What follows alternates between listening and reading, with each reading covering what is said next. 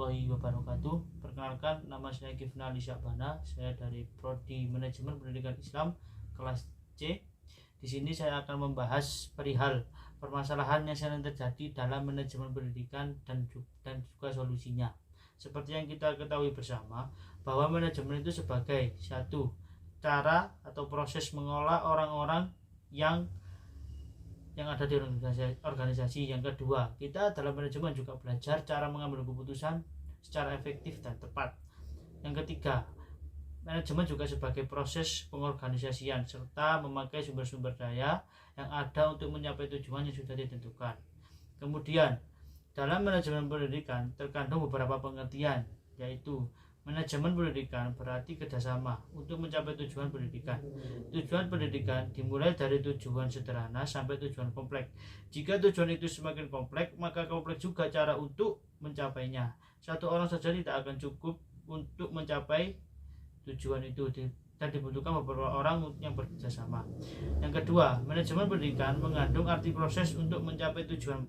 Untuk mencapai tujuan, proses di sini dimulai dengan perencanaan, pengorganisasian, pengarahan, pemantauan, dan penilaian. Yang ketiga, manajemen pendidikan dapat dilihat juga dari segi efektivitas pemanfaatan sumber-sumber daya yang dimaksud adalah sumber manusia, uang, sarana dan prasarana, dan waktu. Dan yang keempat, manajemen juga dapat dilihat dari segi kepemimpinan. Artinya, di sini sebagai usaha untuk menjawab pertanyaan bagaimana ia berperan sebagai administrator yang baik dan mampu menggerakkan orang lain, mempengaruhi, mengatasi, dan memberi contoh dan bekerja sama dengan baik.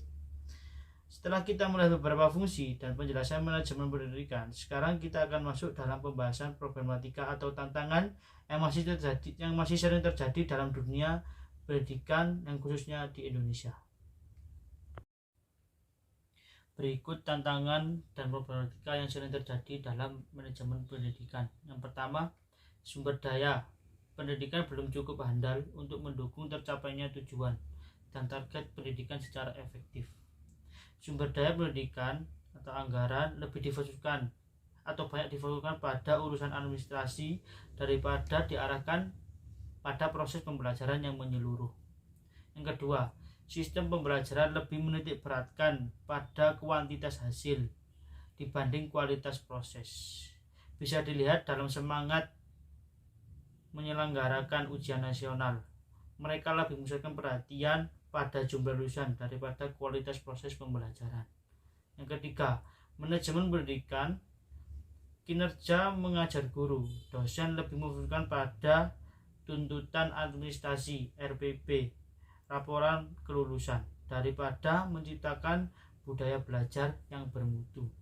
Yang keempat, peningkatan anggaran fasilitas belajar belum berdampak secara signifikan terhadap kultur dan kinerja mengajar guru serta budaya belajar siswa atau mahasiswa. Yang kelima, pelaksanaan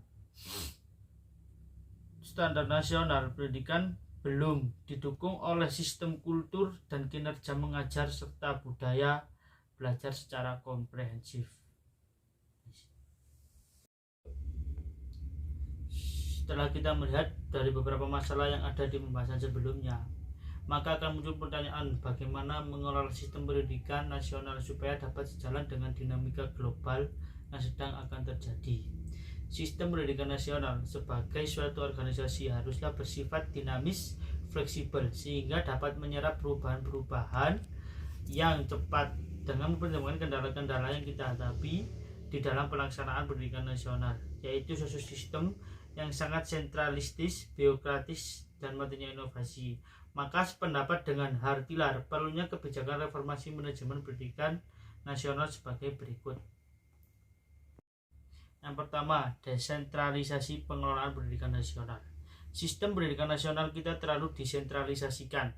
Kita mengenal satu jenis kurikulum dan satu jenis ujian negara yang dialihkan untuk mencapai kualitas. Namun demikian, praktek kebijakan sentralisasi telah mematikan berbagai inovasi pendidikan dan menghasilkan manusia yang tanpa inisiatif yang bergerak karena petunjuk atasan.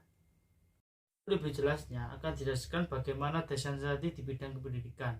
Menurut Rodinelu dan Cema mendefinisikan konsep desentralisasi sebagai pengalihan tanggung jawab atas perencanaan, manajemen, pengalihan dan alokasi sumber daya dari pemerintahan pusat dan perwakilannya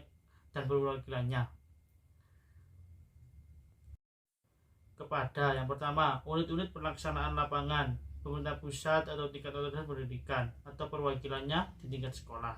Yang kedua, unit-unit di bawah atau level pemerintahan. Yang ketiga, otoritas publik dan korporasi-korporasi yang bersifat semi otonom. Yang keempat, otoritas regional atau fungsional yang lebih luas, lembaga swadaya masyarakatnya. Yang kedua adalah pelatihan.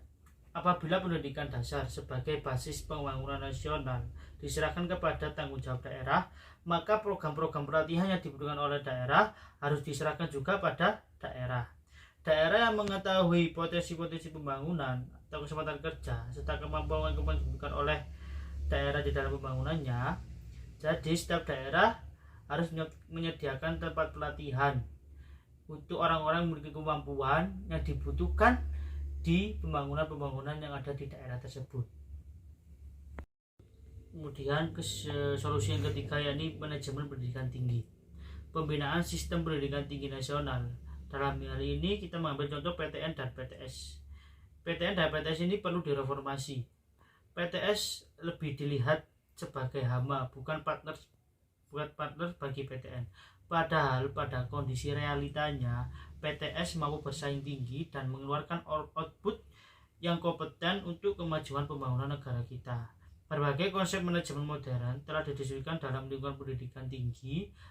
Peraturan Perundang-undangan Nomor 61 Tahun 1999 menunjukkan usaha untuk mencari bentuk manajemen yang lebih sesuai. Jadi setelah kita melihat dan mengamati dari problematika dan solusi yang di atas, penjelasan di atas, bisa kita simpulkan bahwa manajemen pendidikan merupakan suatu kegiatan atau rangkaian kegiatan yang berupa proses pengelolaan, usaha kerjasama kelompok manusia yang bergabung dalam organisasi pendidikan untuk mencapai tujuan pendidikan yang telah ditetapkan sebelumnya agar efektif dan efisien. Manajemen pendidikan menyangkut cakupan yang sangat luas dan berkaitan dengan komponen-komponen yang kompleks, maka akan muncul berbagai tantangan di dalamnya.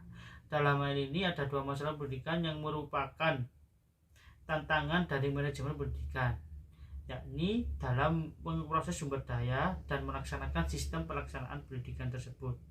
Jadi menurut saya solusi yang cocok adalah dengan melakukan reformasi manajemen pendidikan nasional dengan fokus pada desentralisasi, pelatihan, dan manajemen pendidikan tinggi.